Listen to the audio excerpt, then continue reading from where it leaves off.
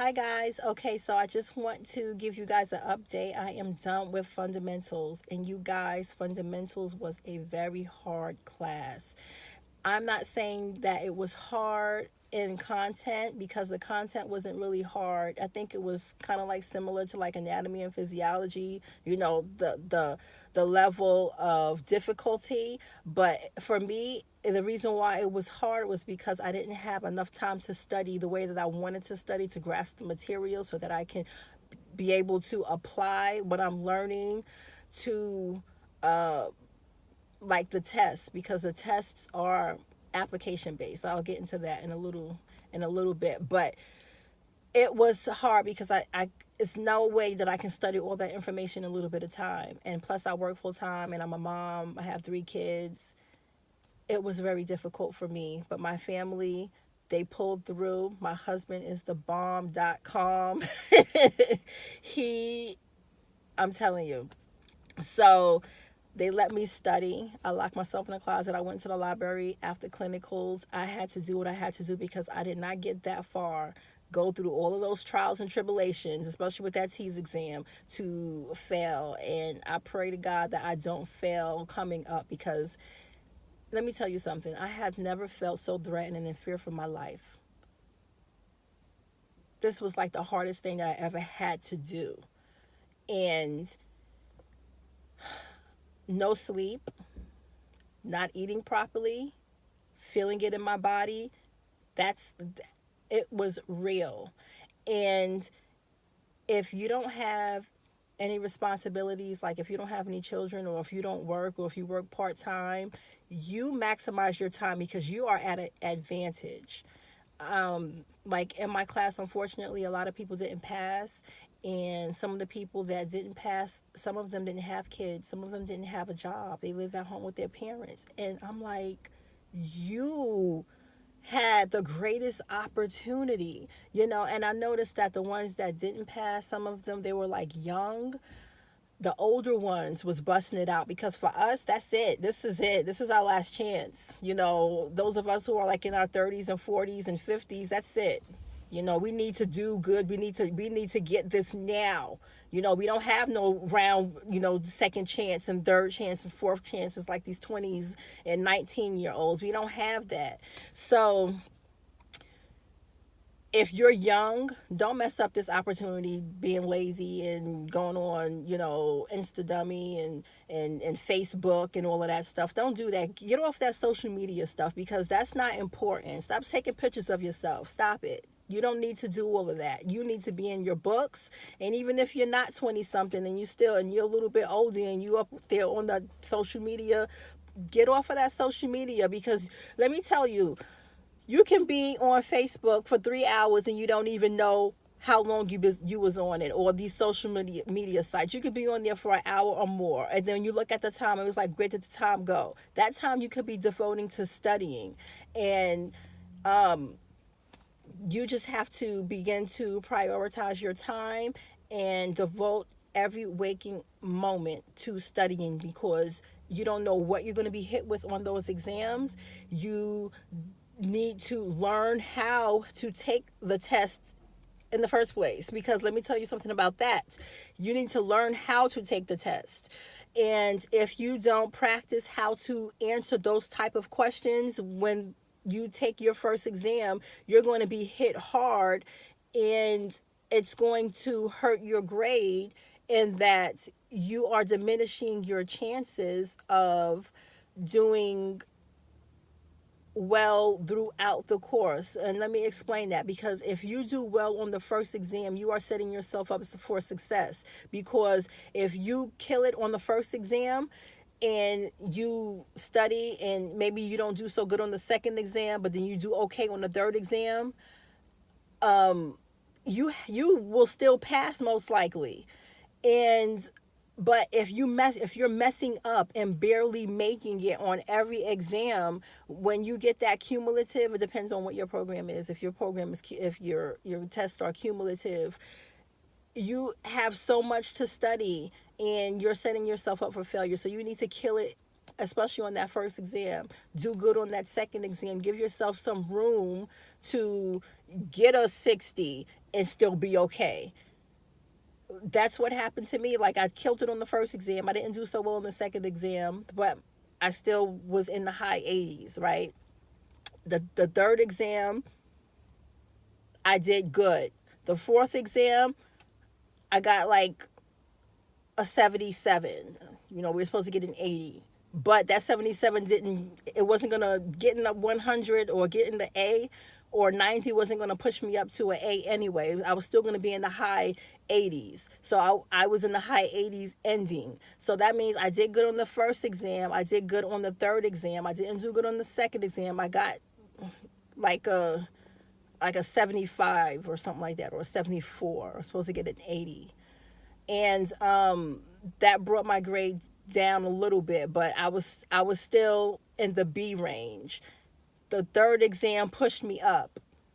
The fourth exam, I got a 77, but overall, I left the class with a 85.6 something. So I was still, no, if I would have got a 50 on that final exam, I still would have passed the class. So that's what I'm saying. You need to set yourself up for success. Do good on the first exam. I mean, kill it.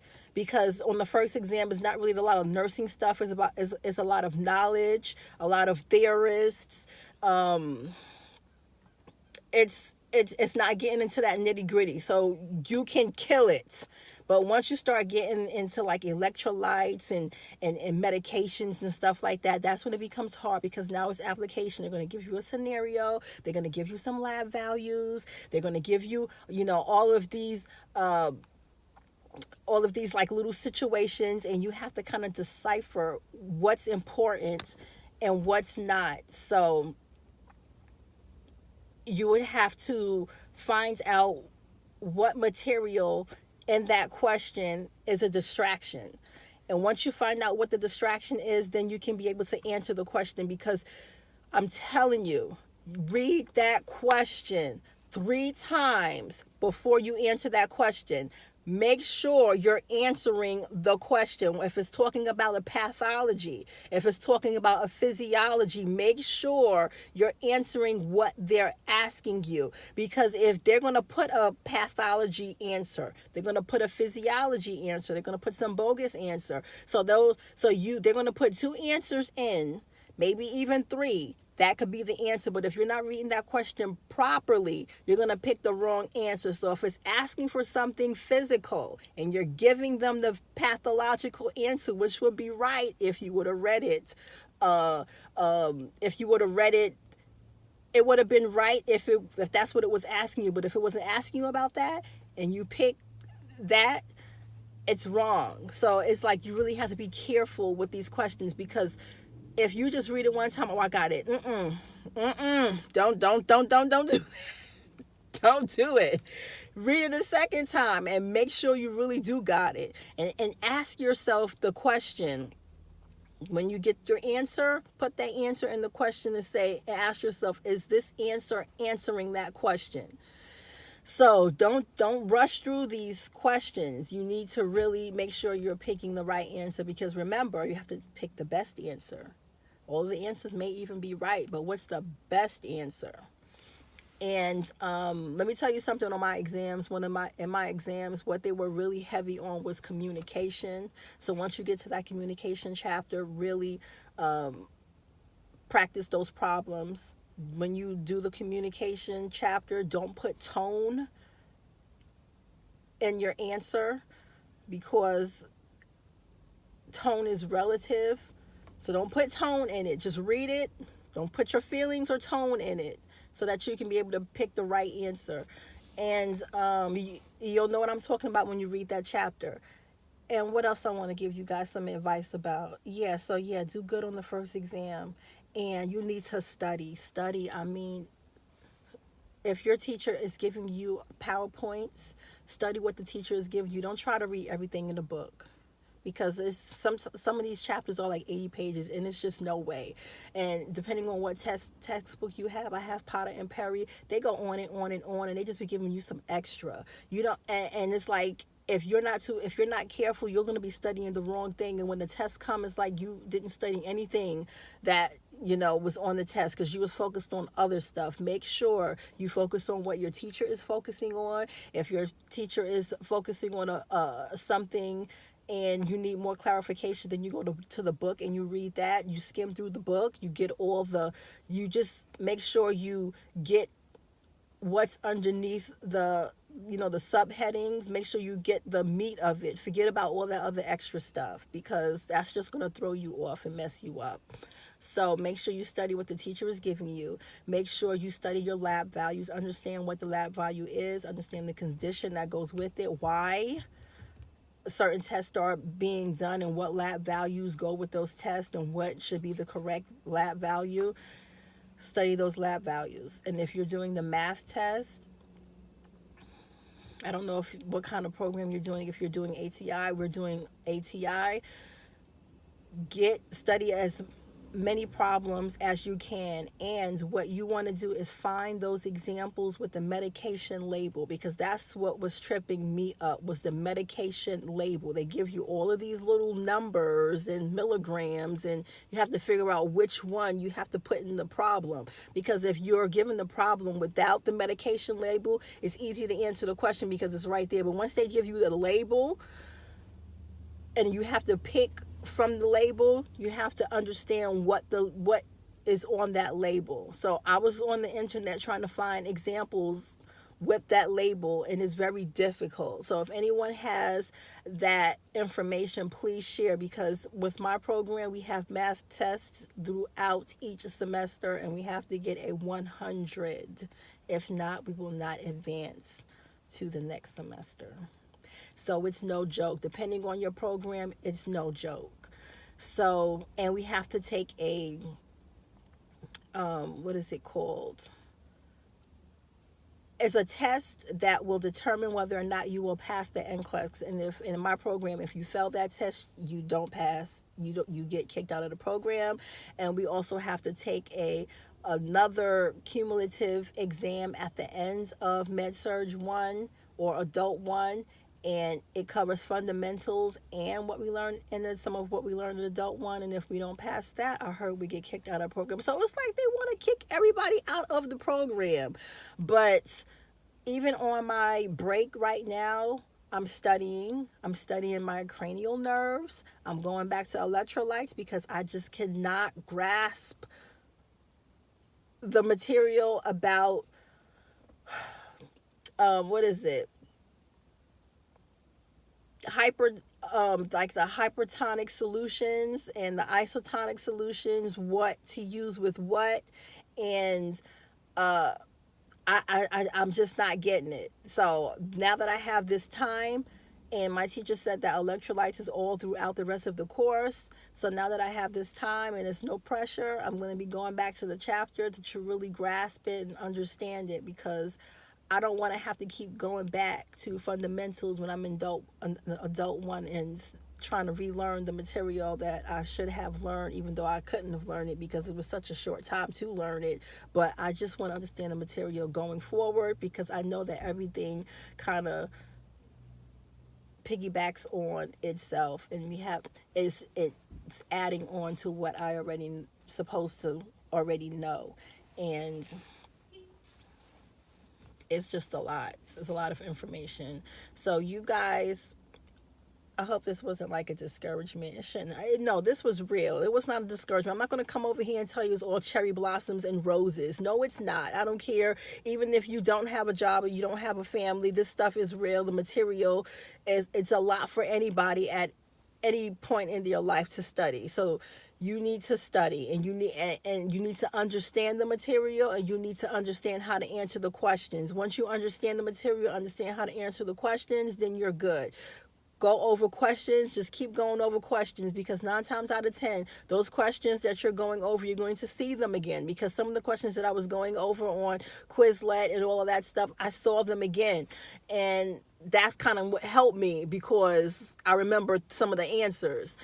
And go over, if you have a study guide to your book, read the study guide, practice in the study guide, because let me tell you, some of those select all that apply, that was in that study guide, was on the test. Do not neglect that study guide. Do not neglect the little tests that the teacher gives you to practice, because they pull some of those questions from those tests. Let me tell you, I had quite a few of those questions that was on those practice exams, and on the study, and in the study guide was on the test. And I think that's what kind of helped push me over, because if I wasn't doing those practice problems and doing that study guide, especially the select all that apply,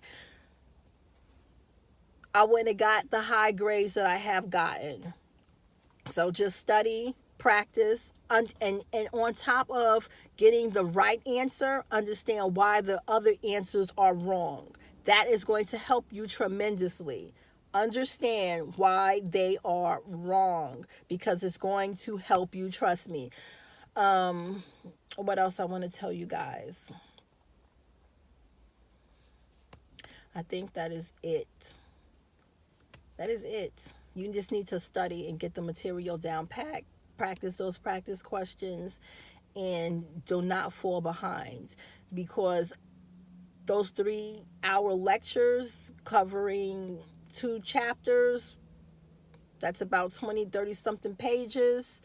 Don't fall behind. You don't study. If you miss a week of studying, that next week you're going to get another you're going to get another 2 or 3 chapters with 20 or something pages, and then now you got all of these chapters and all of these pages, all of these chapters to read, and all of these, concepts to learn. Is too much. Make sure you, and that week that you're learning that material, that you're going through and you're practicing and you're going through those PowerPoint slides or handouts or whatever your teacher is giving you, make sure that you are studying throughout the week,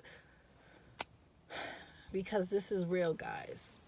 Is real, and you work too hard to get where you are, and it doesn't make any sense to do it over. It doesn't make any sense to be discouraged, because some people that don't make it are so discouraged that they don't even try again. If you don't make it, try again. You know what to expect next time. And if you have to reapply for the program, If you have to take the TEAS test all over again to get a higher grade so that you can be more competitive to get into the program, or whatever test, HESI, or whatever you're taking, do that so that you can get back into the program. Do not give up, because it is very discouraging.